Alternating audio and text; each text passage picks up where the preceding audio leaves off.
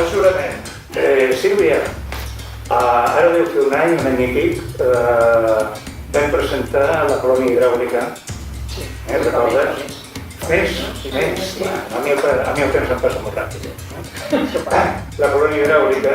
A la colònia hidràulica hi havia un conte molt bo que parlava d'un quadre, el Rito de Munch.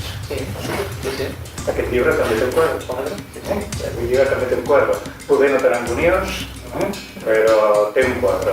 Aleshores, penso que és una novel·la prou ambiciosa, és una novel·la densa, és una novel·la amb molt entrellat, i és una novel·la que, si faig algun spoiler, perdoneu-me, però estem aquí per parlar d'ella, no?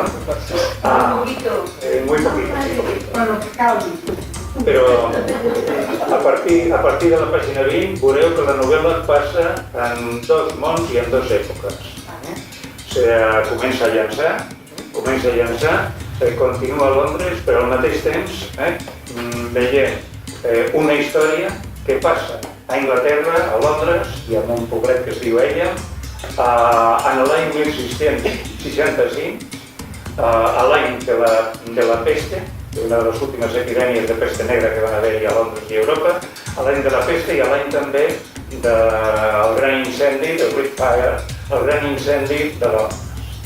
I un dels personatges de la novel·la és un personatge històric, que és en Samuel Pepys, que escrivia des que tenia un llapis i un paper, ho escrivia tot, i per això sabem moltes coses que van oblidar, els cronistes oficials van oblidar i el Samuel Pepys les va escriure. I és un personatge important dins de la novel·la. Aleshores, la novel·la es diu El jurament. No us explico de quin jurament es tracta, perquè tu has seguit la regla que diu que el títol té que intrigar i no revelar, oi? Aleshores, hi ha més d'un jurament a la novel·la, això sí que ho puc dir sense que sigui un spoiler, hi ha més d'un jurament a la novel·la.